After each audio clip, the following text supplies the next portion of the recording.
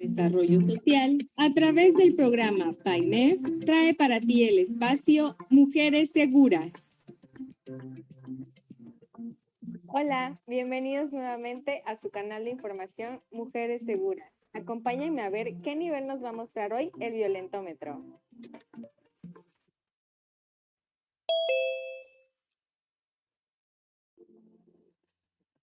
El nivel número 14, manosear. El término manosear se refiere a tocar o acariciar a una persona de manera sexual sin su consentimiento. El manoseo es un acto que implica siempre un abuso de poder, porque implica que la persona que la lleva a cabo se siente lo suficientemente impune como para realizar tal acto en público o en privado, pero sabiendo que eso no se debe hacer y que la persona que lo sufre se verá atemorizada. Reacciona, no te dejes destruir. Si te gustaría aprender sobre este y otros temas, síguenos en todas nuestras redes sociales. Acompáñanos los martes y jueves a tu espacio Mujeres Seguras por una vida libre de violencia.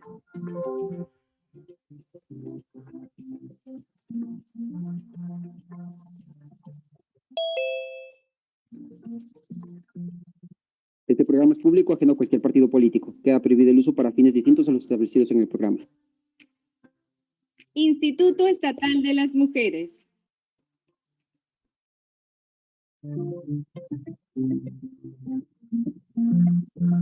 El Instituto Estatal de las Mujeres presenta Mujeres Emprendiendo.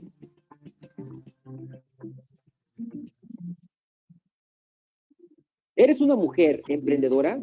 ¿Tienes productos elaborados por ti? El Instituto Estatal de las Mujeres te brindan este espacio donde podrás presentar tus productos para llegar a muchas más personas e incrementar de cómo iniciaste tu negocio y también de los beneficios que nos puedes aportar. Esto es Mujeres Emprendiendo, para mujeres empoderadas como tú. Acompáñanos todos los viernes en punto de las 13 horas por Facebook Live a través de la página de PAIMEF Tabasco.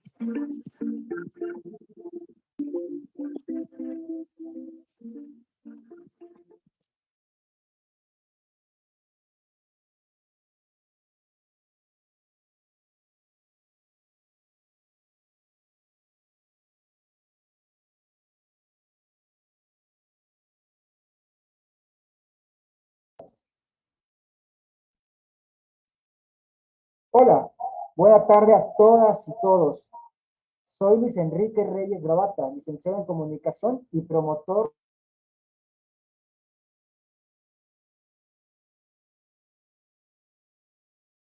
de Desarrollo Social, INDESOL, y el Instituto Estatal de las Mujeres, IEM, provenientes del Programa de Apoyo a las Instancias de Mujeres en las Entidades Federativas, PAIMEF 2021, y del Programa Anual Autorizado denominado Consolidando Acciones que Garanticen la Igualdad y Atención Integral de las Mujeres, sus hijas e hijos en Tabasco.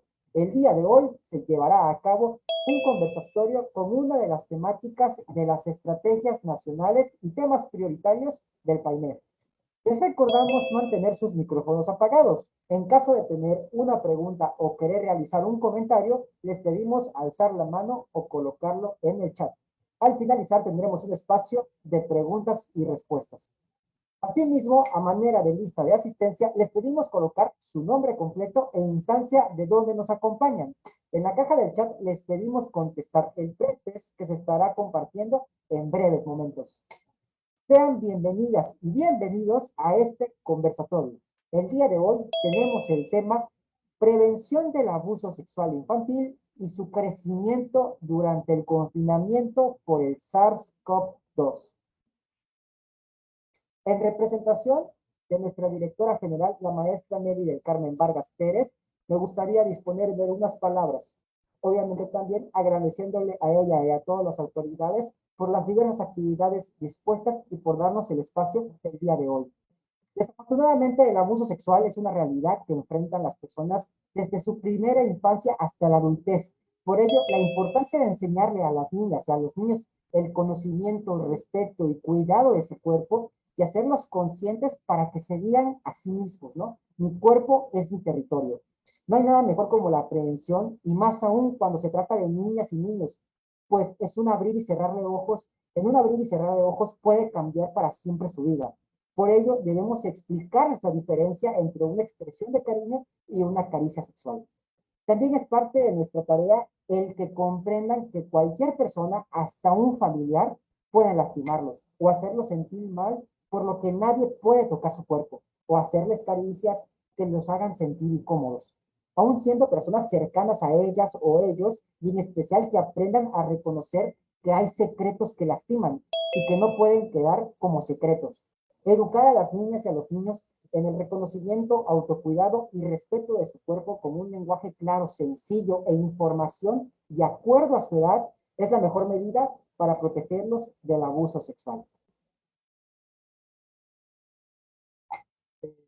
Siguiendo la orden del día, le damos la bienvenida a la psicóloga Diana López Hernández. Se agradece mucho que nos acompañe el día de hoy en este tipo de eventos que buscan la prevención y la educación para el beneficio de la sociedad, en especial hacia las mujeres. Haciendo una pequeña reseña curricular, es egresada de la Universidad Juárez Autónoma de Tabasco con una licenciatura en psicología. También cursó en el Instituto Universitario de Puebla, Campus Tabasco, la maestría en estudios de género, diplomada en género y educación por la Universidad Juárez Autónoma de Tabasco, diplomada en empoderamiento de la mujer en la Universidad Juárez Autónoma de Tabasco, psicoterapeuta con experiencia de más de 12 años en proceso individual y manejo de grupos. De manera que desde el 2015 al 2021 condujo el programa de radio Voces sin Género, una sola equidad con transmisiones todos los jueves a través de la estación de la UJAT 107.3 Universitaria. Actualmente trabaja con grupos psicoterapéuticos y de contención a través de los círculos de mujeres periódicos. Trabajó como jefa de departamento en estudios de género de la Universidad Juárez Autónoma de Tabasco y durante estos años impulsó, coordinó y diseñó el foro de transversalización de la perspectiva de género desde el año 2016. A la fecha se han llevado a cabo en la Universidad Juárez Autónoma de Tabasco, al igual que el Concierto Naranja en la misma institución. Diseñó e integró el diplomado Empoderamiento de la Mujer que se aplica a la comunidad universitaria de UJAT. De igual manera participó como representante institucional de la Red de Estudios de Género Sur-Sureste de la ANUES y unos años después fue secretaria de la misma red durante 2 años. Estos últimos años, 2019, 2020 y 2021, brinda contención emocional al personal del Instituto Estatal de las Mujeres y a la Dirección de Atención a las Mujeres del municipio de Paraíso en procesos individuales y grupales. Y la lista sigue y sigue y puede seguir. Sobre todo quisiera agradecer que nos acompañe el día de hoy, psicóloga Diana. Le doy la más cordial bienvenida. Muchas gracias por hablarnos sobre este tema que es muy importante y también el saber cómo lidiar con estas problemáticas. Para no alargar un poco más mi entrada, le cedo los micrófonos para que inicie con su exposición. Muchas gracias por la invitación. Agradezco a quienes en este momento dirigen PAIMEF y también a la licenciada Vanessa y al licenciado Iván, quien tuvieron bien a contactarme para llevar a cabo esta actividad y yo muy contenta de compartir con ustedes por una parte mi experiencia y por otra parte también un poquito de lo que la teoría dice al respecto. Bien, pues vamos a empezar. Voy a empezar compartiendo pantalla. Me van diciendo si se ven o no se ve. Si surgieran algunas preguntas en el transcurso de la conferencia, igual me van comentando porque a veces se pierde de vista la parte del chat mientras compartimos pantalla.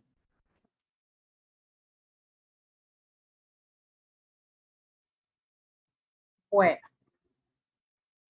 el tema del día de hoy es precisamente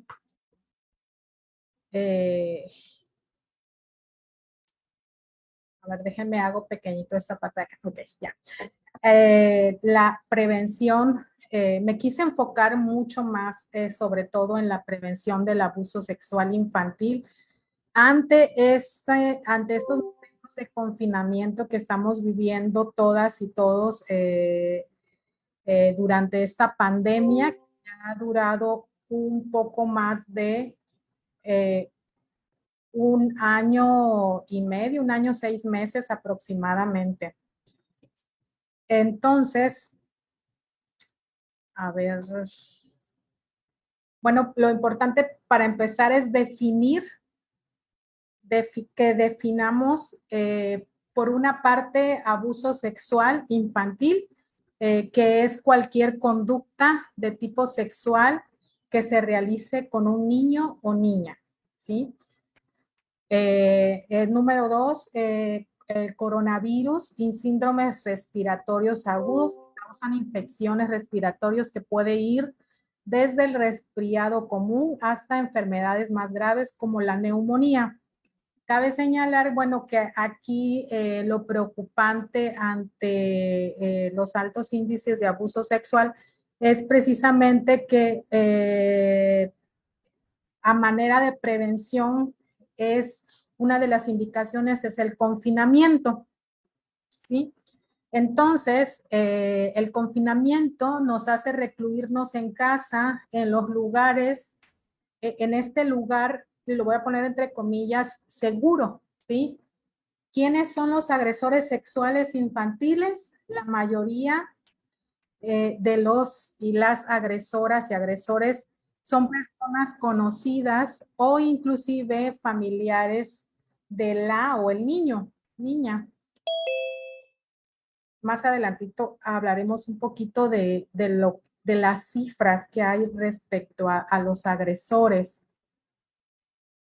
Bien, y a ver, permítanme, déjenme mover un poquito ok, ya. Bueno, algunas de las siguientes situaciones incluidas en el abuso sexual infantil, y aquí a continuación leemos una lista. Para mí siempre es importante cuando hablamos de abuso sexual infantil ir llamando a las cosas por su nombre. En el transcurso de la educación de los niños sobre la educación sexual o sexoafectiva, vamos omitiendo las palabras correctas, los nombres correctos, ¿no? Entonces, bueno, a las profesionistas, los profesionistas que nos están siguiendo, por ejemplo, docentes que se encuentran al frente de grupos de niñas y de niños o de preadolescentes, igual es importante que se vayan retransmitiendo este orden de ideas, de llamar a las cosas por su nombre. Bien, número 1, ¿qué situaciones están incluidas dentro del abuso sexual infantil? Número 1, la tactación de genitales del niño o niña por parte del abusador, abusadora, ¿sí? Tactación o tocamiento, como le quieran llamar, de otras zonas del cuerpo del niño o niña por parte de la abusadora o abusador, ¿sí? Incitación por parte del abusador, abusadora a la tocación de sus propios genitales. Penetración vaginal o anal o intento de ella, ya sea con sus propios genitales o con otras partes del cuerpo, como por ejemplo los dedos u algún objeto. ¿Cuáles son algunos ejemplos de objeto? Que son alguna especie de palo, alguna especie de botella, etcétera, por parte del abusador, abusadora. Exposición de material pornográfico a un niño o niña, ¿sí? Revistas, películas, fotos, etcétera. Contacto bucogenital entre el abusador, abusadora, del niño y la niña, ¿sí? Exhibición de sus genitales por parte del abusador, abusadora al niño o la niña, ¿sí? utilización del niño o la niña en la elaboración de material pornográfico, por ejemplo, películas, fotografías que le toman a los niños desnudos, ¿sí? Y sobre todo aquí hay que tener cuidado porque también tendrían que ver estas fotografías que los papás y las mamás a veces hacen de sus hijos desnudos. Entonces, tener cuidado con quién comparten, quién las tiene, para qué las toman también, ¿no? Entonces, todas estas formas y maneras, pues, tienen que ver con el abuso sexual infantil. Bien, seguimos.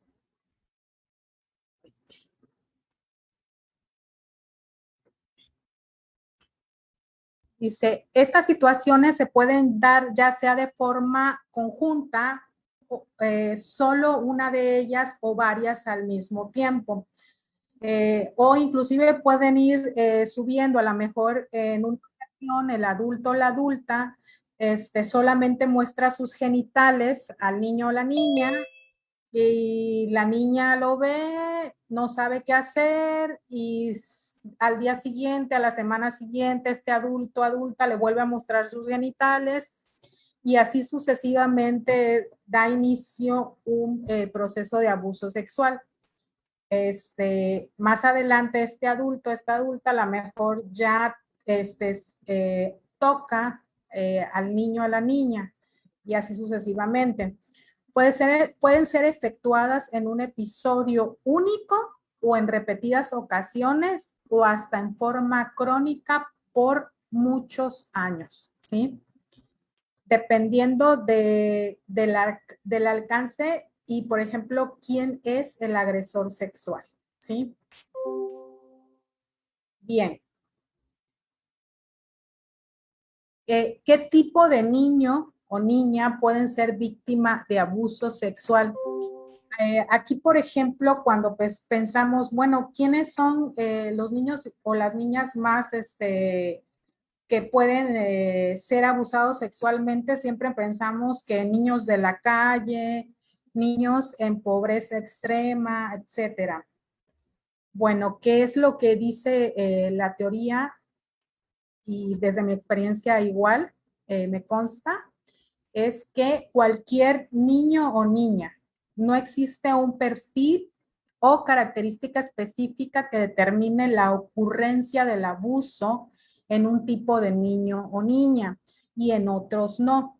El abuso sexual infantil se da en todas las clases sociales, religiones y niveles socioculturales y afecta a niños y niñas de diferentes edades, ¿sí? El abuso sexual infantil, no importa qué tan pobre eres económicamente, ¿sí? O qué tan rico pueda ser monetariamente, ¿sí? El abuso sexual no respeta ningún nivel sociocultural.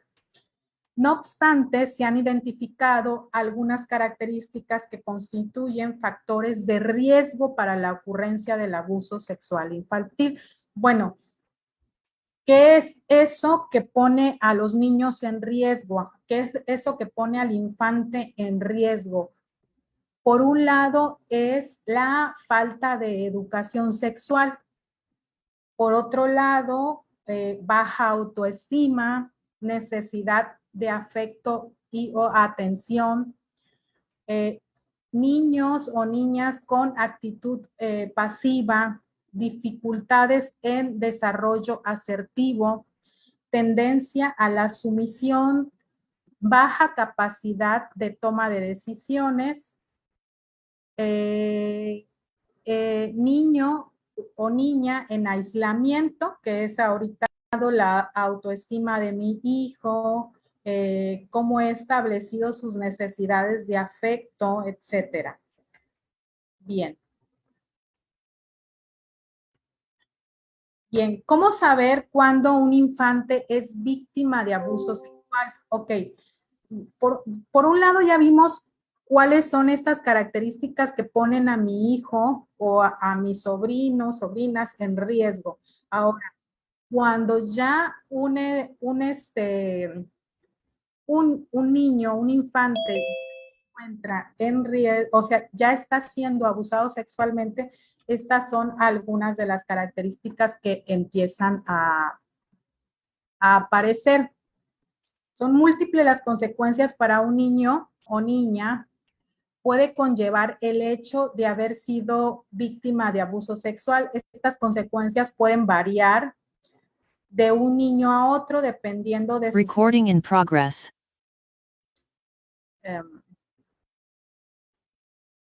Estas consecuencias pueden variar de un niño a otro dependiendo de sus propias características, ¿sí? A corto plazo, en periodo inicial de la agresión. ¿Cuáles son esas características? Se van a dividir en tres: consecuencias emocionales, consecuencias cognitivas y consecuencias conductuales. En un primer momento, bueno, las consecuencias emocionales, ¿qué es lo que aparece en un periodo inicial de la agresión sexual en el niño?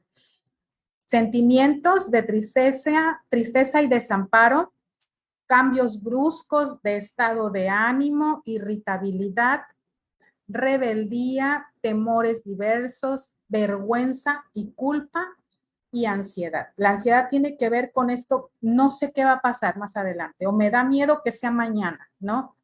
Me da miedo que llegue la noche, etcétera. Consecuencias cognitivas. Baja en rendimiento escolar, de un momento a otro el niño baja su rendimiento escolar, dificultades de atención y concentración, desmotivación por tareas escolares, desmotivación en general.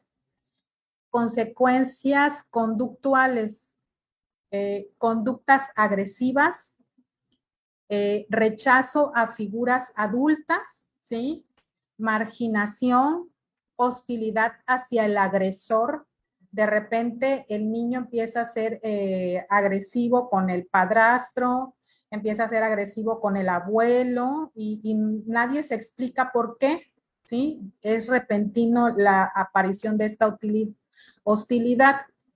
Teme al agresor, le tiene miedo al agresor. Otra consecuencia conductual que puede aparecer en esta agresión inicial tiene que ver con los embarazos precoces. Ya estamos hablando de una adolescente menstruante. ¿A qué edad empiezan a menstruar las niñas? Hoy en día, en promedio, entre 10, 11, 12 años, y aparece un embarazo. Enfermedades de transmisión sexual, ¿sí? Esta es otra consecuencia que aparece ¿por qué conductuales? Porque aparecen, se pueden ver, ¿sí? Se pueden tocar, etcétera. A mediano plazo, bueno, igual las volvemos a dividir en tres. ¿Cuáles son esas consecuencias emocionales? Bueno, es la depresión enmascarada o manifiesta, ¿sí? El niño duerme demasiado, ¿no? Decimos, es que está en crecimiento, pero el niño está durmiendo demasiado tiempo, ¿sí? O se la pasa viendo demasiadas horas televisión, antes no lo hacía, ¿sí? O manifiesta como tal es este niño que de repente genera un cambio de total tranquilidad, pasividad, aislamiento, a lo mejor se anima a decir que se siente triste, llora, solo quiere dormir, etcétera. Aparecen trastornos ansiosos, trastornos de sueño, por ejemplo, son los terrores nocturnos, insomnio, o es común que estos niños, como les decía hace un momentito, no quieren que llegue la noche, no quieren que oscurezca, porque empiezan a sentir miedo y aparentemente no hay ninguna explicación. Trastornos alimenticios como es anorexia, bulimia, obesidad, distorsión de desarrollo sexual, temor a expresión sexual, ¿sí? Aquí a qué me refiero, se da más que nada en las niñas cuando empiezan a aparecer, a marcarse sus senos. Las niñas no quieren que se les note, no, empiezan a utilizar esta ropa holgada, no quiero que me vean, ¿sí? La gente no las mira, pero más sin embargo, ellas sienten la mirada del otro sobre sí. Y por último, y sería las más difíciles y que a lo mejor no se llega a comprender qué fue lo que pasó, es entonces, los intentos suicida. Empieza a aparecer esta idea suicida, ¿sí? De querer desear morir porque no hay una solución posible o el niño o la niña no encuentra una solución posible y aparece esta idea constante suicida hasta que lo lleva a algún intento o acto suicida, a veces fallido, a veces sí consumado. Consecuencias cognitivas, repeticencias escolares, trastornos del aprendizaje, al niño que inició la educación primaria, salió de kinder, de tercero de kinder, ya sabía leer muy bien y en primero no puede leer. De repente no puede leer, no se puede concentrar, ya no sabe sumar, ya no sabe restar, etcétera, etcétera, etcétera. Y otras consecuencias conductuales serían fugas del hogar, deserción escolar, ingestión de drogas y alcohol, inserción en actividades delictuales o delincuentes, interés excesivo por juegos sexuales, ¿sí?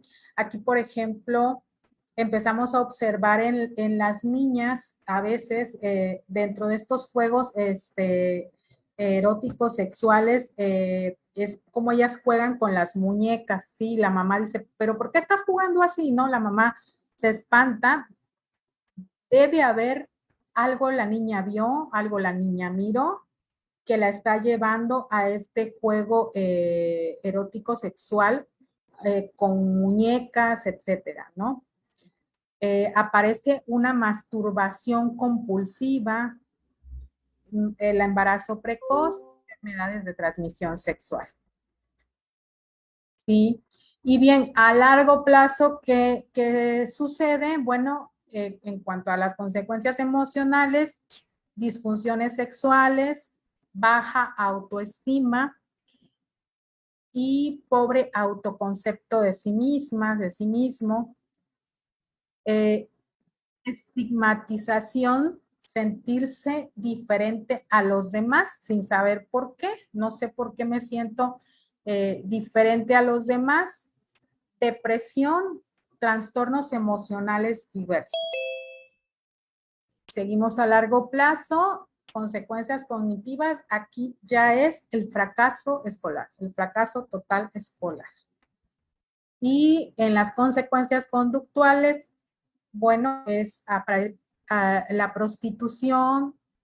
¿Por qué a largo plazo y por qué ya se maneja la prostitución? Porque ya estamos hablando de que esta niña, de que esta preadolescente, cuando decimos abuso sexual infantil, estamos hablando hasta antes de los 18 años, ¿sí? Entonces, estamos pensando en prostitución, promiscuidad sexual, alcoholismo, drogadicción, delincuencia, inadaptación social. Conforme fueron pasando los años que esta adolescente o este adolescente se encontraba siendo víctima de abuso sexual, fue creciendo, ¿sí? Y también las maneras en cómo acercarse al mundo que lo rodea también fueron cambiando, ¿no? Igual esta manera de acercarse a sobre todo por esta parte de la prostitución, ¿no? Cómo obtener el dinero. Pero hay una causa ahí de este niño, de esta niña, que lo provocó, ¿sí? Bien. Lo otro, en consecuencias conductuales, una inadaptación social, relaciones familiares completamente conflictivas. Bien. No sé si tengamos por ahí alguna duda hasta el momento, Luis Enrique. Comentarios. Hola psicóloga, pues por el momento no tenemos ningún comentario por parte de la audiencia, más que algunas diferencias de fallas técnicas, pero supongo que es de parte de la red, de las personas mismas. Así que si desea continuar, por el momento no tenemos ningún comentario. Muy bien, continúa entonces. Entonces, bueno, estamos ahora bien. ¿Quiénes abusan sexualmente de los niños y niñas? No existe un perfil específico de un abusador sexual infantil. Sin embargo, mayoritariamente los niños y niñas son víctimas de abuso sexual por parte de personas de sus propios entornos, ya sea conocidos de la familia, vecinos, familiares o los propios padres. Generalmente el abusador o abusadora posee alguna relación de autoridad con el propio niño o niña, existiendo respeto, confianza y cercanía. A mí algo que siempre me ha llamado la atención es que negamos la existencia del abuso sexual. De hecho, en lo que revisaba la teoría, también revisaba en la web, en la red, encontraba muy poca, en México, muy poca investigación al respecto sobre quiénes son los que abusan sexualmente a los niños, a los infantes. Por ejemplo, encontraba este texto, lo copié tal cual y me llamaba la atención. Así encontré otros textos también. Cómo se refieren los y las que escriben cuando dicen, dice, por parte de personas de sus propios entornos, ya sea conocidos de la familia, vecinos, y luego vuelven a decir familiares. Había otros que decían solamente se quedaban ahí en conocidos de la familia, ¿sí? Porque está esta parte de continuar negando quiénes son estas personas que están abusando sexualmente de los infantes. Y bueno, creo que solamente 2 investigaciones encontré al respecto. Y esta fue por un estudio del Consejo Ciudadano de la Ciudad de México en 2019. Los principales agresores sexuales de los niños, de los infantes, son familiares, en este orden, familiares, luego maestros y después sacerdotes, de acuerdo a este estudio realizado únicamente en la Ciudad de México. Cabe recalcar, ¿sí? Y ya empieza a desglosar, el 30% de estos familiares son abuelos o padrastros, el 13% tíos, el 11% padres biológicos, el 10% primos, ¿sí? Entonces, si leemos la diapositiva anterior, estamos pensando que quienes están abusando, podemos afirmar que quienes están abusando de nuestros infantes se encuentran muy cercanos a los niños, ¿sí? ¿Y quiénes son? La familia. La familia. Y ya después dice, bueno, ya después un 8% son los vecinos, un 7% son los maestros y un 3% hermanos, ¿sí? Entonces, entre vecinos 8 y 7% estamos hablando de un porcentaje mínimo que son esas personas que ya se encuentran un poco más alejados. Entonces, ¿y qué es lo común de todos ellos? Que tienen esta figura de autoridad sobre el infante. Bien. ¿Qué creencias erróneas existen en relación al abuso sexual infantil?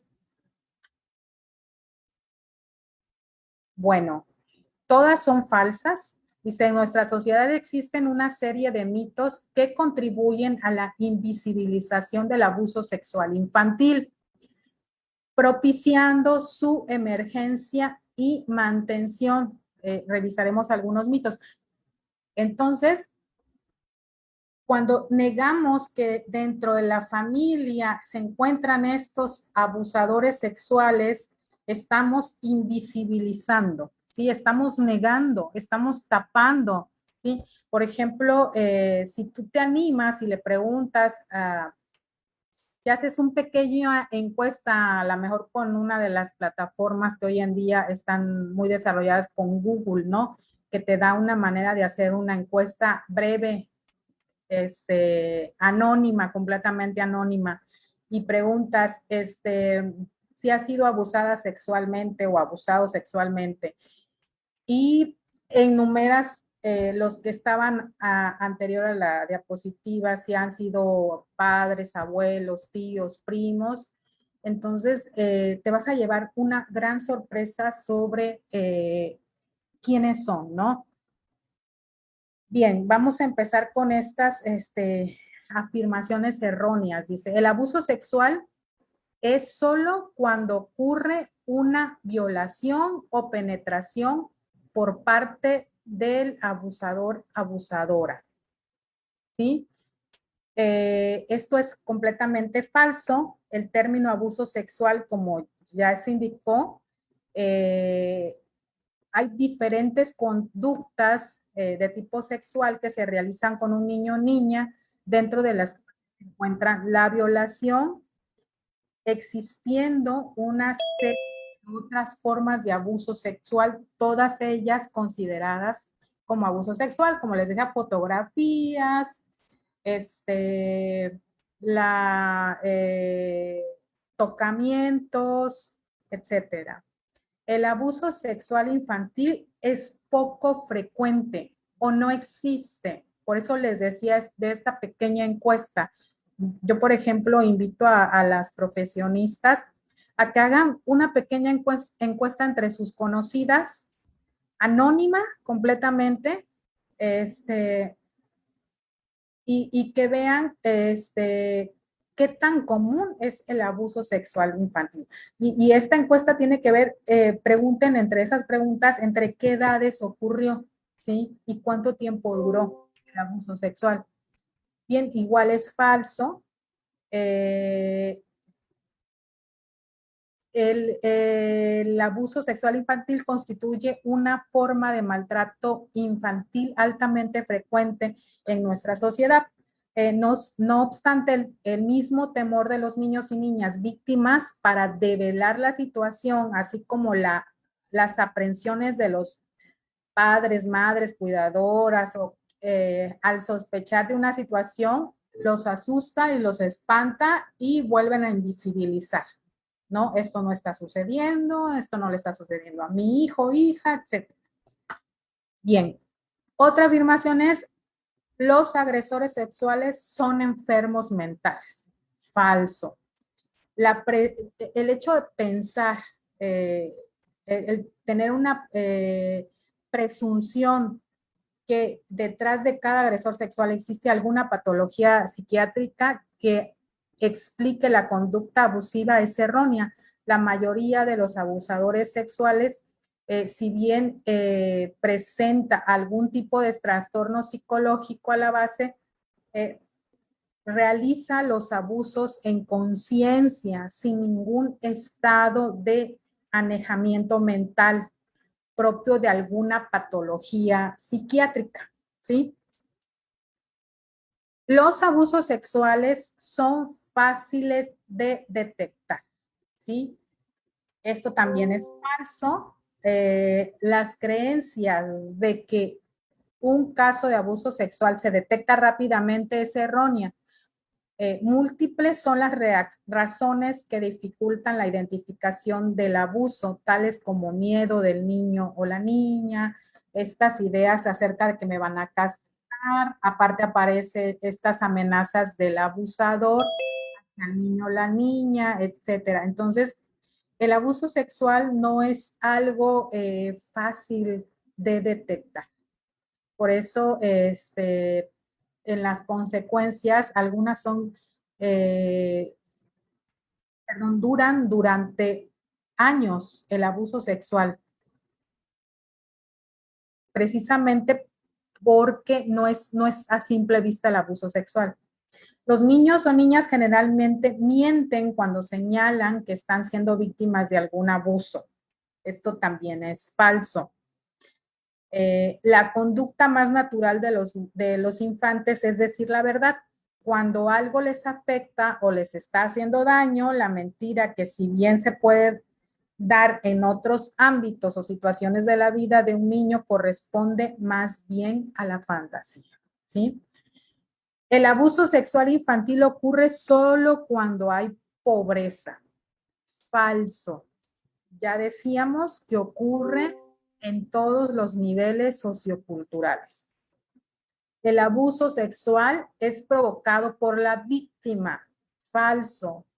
Cualquier conducta del niño o niña que ha sido víctima de una situación de abuso puede ser entendida por el agresor, agresora, como una provocación. El abuso sexual infantil ocurre en lugares solitarios y a oscuras para que nadie vea. Esto también es falso. La mayor parte de los abusos sexuales cuyas víctimas son infantes son cometidos por personas conocidas, como ya había mencionado. Los abusos sexuales afectan a niños y a niñas mayores o adolescentes. Igual está esta idea muy, muy ensimismada dentro de las creencias colectivas, ¿no? Que esto le ocurre a los adolescentes únicamente. Esto es falso. Los abusos sexuales pueden afectar a los infantes de diversas edades, siendo un grupo más vulnerable los niños menores de 12 años. Bien, entonces, es como esta sociedad en la cual vivimos invisibiliza a los abusadores sexuales. Bien, aquí viene de alguna manera mi propuesta, que en el lugar donde te encuentras, ¿sí?, generar un programa preventivo en abuso sexual infantil, desde mi punto de vista, bajo 3 líneas. Uno es, como tal, el abuso sexual infantil. Número 2, educación sexual infantil. Y número 3, autocuidado en niños y niñas, ¿sí? Bien, ¿cómo sería más o menos desde donde lo propongo? Bueno, el abuso sexual infantil. En cuanto a la primera, dice que esta área temática abarca las dimensiones descriptivas, sociales, psicológicas y legales también, que involucra el fenómeno del abuso sexual infantil. Cabe señalar que yo en la parte legal, como no es mi experiencia, no tengo en este momento los argumentos legales, pero sí existen.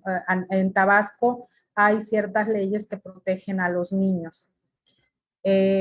Bien, legales que involucra el fenómeno del abuso sexual infantil, necesarias de considerar para propiciar un acercamiento del grupo al cual está dirigido el programa preventivo a este problema. Dice, ¿cuáles son los contenidos que se sugieren? Bueno, número 1, y esto es así como a manera de capacitación, ¿no? Por ejemplo, ¿a quienes se capacitaría en una primera instancia? Padres, madres, tutores, tutoras, por ejemplo, a docentes también, ¿sí? Y también en algún momento a los niños, pero por ejemplo, con los niños hay que saber manejar, por ejemplo, primero le voy a hablar de educación sexual o educación sexoafectiva y posteriormente le voy a hablar de abuso sexual, porque si, por ejemplo, llego con los niños y empiezo a hablarles de abuso sexual, la manera de llegar y hablarles de abuso sexual puede ser también violenta, ¿sí? Entonces es así como que paso a paso. Bien, definición del abuso sexual, la tipología del abuso sexual infantil, cuáles son los indicadores que favorecen la detección del abuso sexual infantil, consecuencias de la víctima, hablar de marcos legales del abuso sexual infantil y acciones básicas de enfrentamiento de casos. Bien, educación sexual infantil. Yo sé que este tema de educación sexual infantil o educación sexoafectiva causa revuelo sobre a qué edad es la más conveniente educar a mi hijo o hija sobre sexualidad o sexoafectiva. Los papás y mamás como que repelan, ¿no? Hasta que ya esté más grande, pero tan grande como cuando. O sea, eh, por ejemplo, en estadísticas, 1 de cada 5 niños está siendo abusado sexualmente. Entonces, y estos niños parten, o sea, a veces recién nacidos, otras en su mayoría a partir de los 2 años de edad. Entonces, ¿cuándo queremos educar? ¿En qué momento de la vida va a ser el ideal para educar a nuestros niños en educación sexoafectiva? Pero bueno, formación en desarrollo sexual infantil enmarcado en el respeto a la corporalidad individual y la visibilización de la sexualidad como una parte fundamental del desarrollo humano integrada como parte del proceso de aprendizaje afectivo.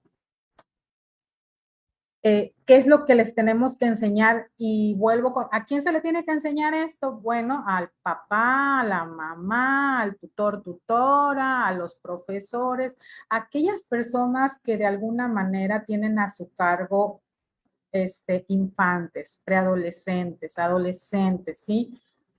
Les voy ¿qué les voy a enseñar? Identidad básica, diferenciación sexual básica, roles asociados a las diferencias sexuales y desarrollo sexual, ¿sí? Por ejemplo, cuando esto lo hacemos ya con los niños, cuando se les enseña a los niños, ya después de que ya les enseñé sobre este desarrollo sexual, sus nombres, nombres del parte la parte del cuerpo de cada hombre, mujer, etcétera. Ahora sí a los niños les voy a hablar sobre el abuso sexual, ¿sí? Y cómo prevenirlo.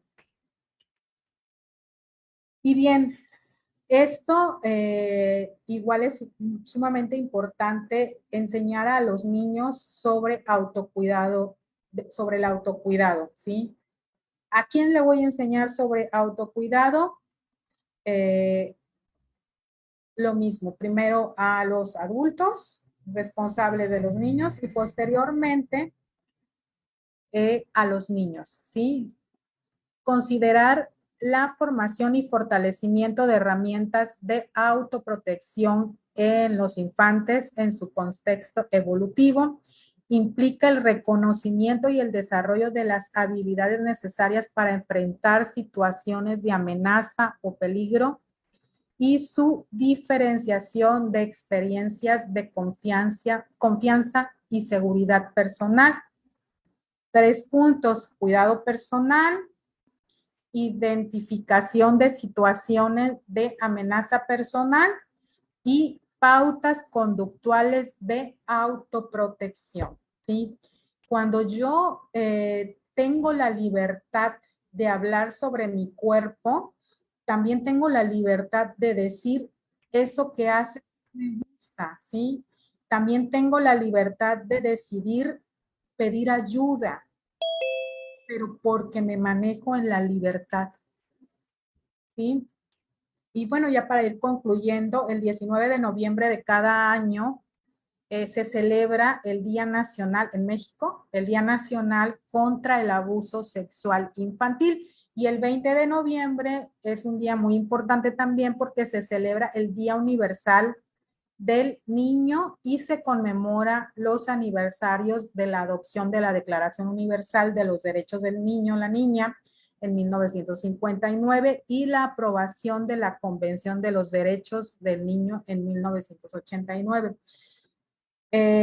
Entonces, hay marcos jurídicos y hay marcos legales que además protegen a nuestros niños, a nuestros infantes, de vivir una vida también libre de violencia. Bien, y donde con todo lo visto, y esta sería pregunta para ustedes, ¿en dónde pido ayuda? Sí, por lo general en donde los infantes están viviendo abusos sexuales es en el hogar, ¿no? Y esta es la parte triste y la pregunta triste también, ¿no? Porque entonces, ¿quién se hace responsable? El papá y la mamá que no quieren hablar sobre educación sexoafectiva, ¿sí? ¿A dónde pido ayuda? ¿A quién le pido ayuda? ¿Sí? ¿Cómo le hablo? ¿Desde qué libertades le hablo a mis hijos e hijas? Bueno, pues muchas gracias. No sé si hubiese preguntas.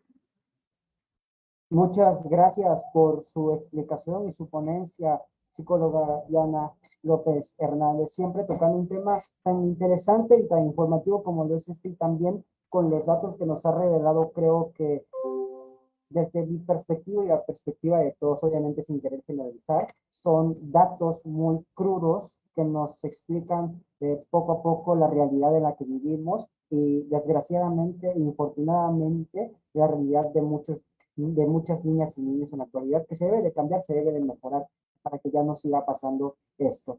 Siguiendo el orden del día, como tercer punto, iniciaremos el espacio de preguntas y comentarios. Recuerden levantar la mano para hacer su pregunta y en breve se les dará el espacio. Hay un comentario hecho por parte de Yajaira Barrios en la caja del chat en donde nos menciona, al menos uno de cada 3 amigas que conozco fue abusada por un familiar y el hecho fue negado dentro del núcleo familiar. También otro comentario por parte de Yajaira que nos pone muy claro el tema. Y Miguel Díaz Fuentes nos comenta, muchas gracias, licenciada Diana, por mí fue muy claro, le envío un saludo afectuoso, muchas felicitaciones. Y vuelvo a repetir, una gran ponencia, una gran explicación, muchas gracias, psicóloga Diana. Y retomando un poco la pregunta de Yajaira y la perspectiva, es triste conocer que este tipo de situaciones pasan dentro del núcleo familiar. Y recordando la exposición de hace un momento, nos comentó y nos plasmó estadísticamente que la mayoría de estos casos pasan dentro de este núcleo, dentro de la familia, por tíos, abuelos, y ahí nos dijo que podrían ser maestros, después sacerdotes, una línea que va siguiendo y que tristemente supongo no ha cambiado porque pues lamentablemente no sé cómo están las estadísticas, pero por parte de Yajaira nos menciona que una de cada 3, entonces podríamos decir que en un salón donde hay 10 mujeres, aproximadamente 3 de ellas sufrieron de este abuso familiar, ¿no? O de otro ámbito, pero este abuso, ¿no? Por parte. Entonces, quizás, bueno, tenemos un comentario más de Reina Sánchez Hernández que nos pone muy buena participación y muy clara información. El abuso sexual es un tema que nos compete a todas y todos como sociedad. Incluso se pone en duda la confesión de los infantes, sobre todo cuando incluyen familiares. Entonces, creo que también este es un tema que genera mucha polémica y también es algo que se debe de tocar. El abuso sexual dentro de la familia, el abuso sexual por parte de los familiares. He conocido muchos casos y creo que también se han conocido muchos casos a nivel regional, nacional, en donde la familia a veces hasta defiende al agresor en lugar de apoyar a la víctima como lo pueden ser las niñas o los niños.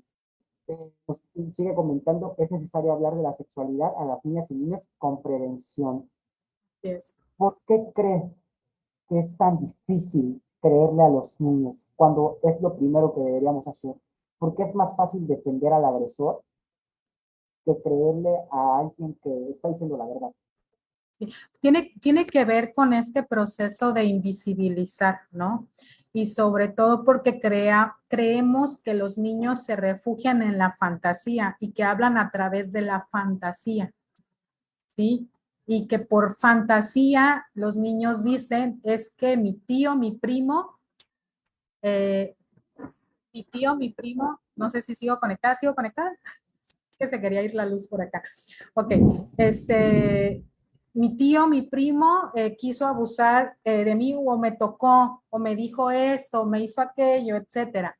Entonces, ¿cómo le creo, no? Dices, porque mi hijo me está diciendo la verdad. Yo creo que eso no debería de ponerse en duda, se debería de creer en lo que dice el infante. Tiene mucha razón, pero desde mi perspectiva, psicóloga, igual y usted conoce un poco más de esto, ¿no?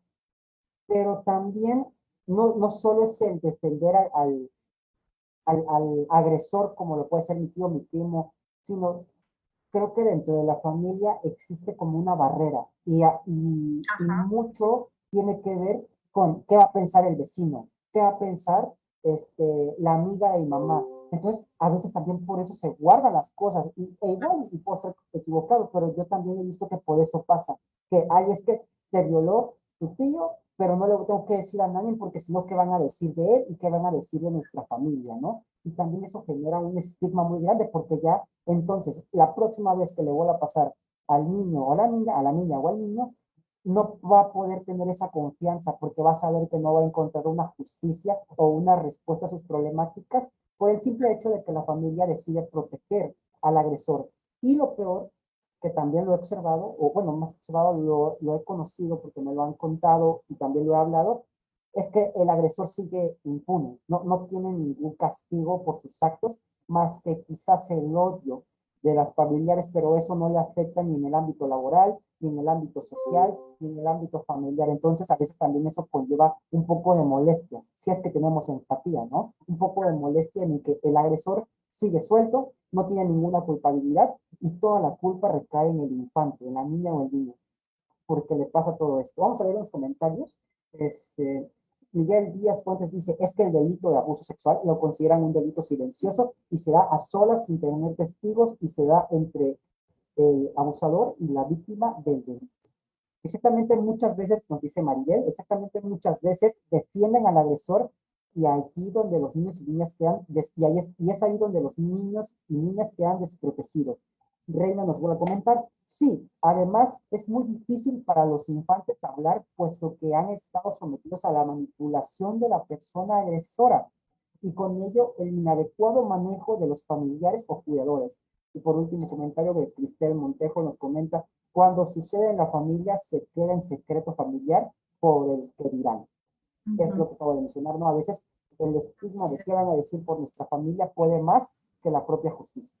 Y yo creo que hay que tomar conciencia de que es el momento de romper con todos estos secretos familiares que finalmente arruinan una vida, sobre todo si no es detectado, atendido a tiempo, de un infante.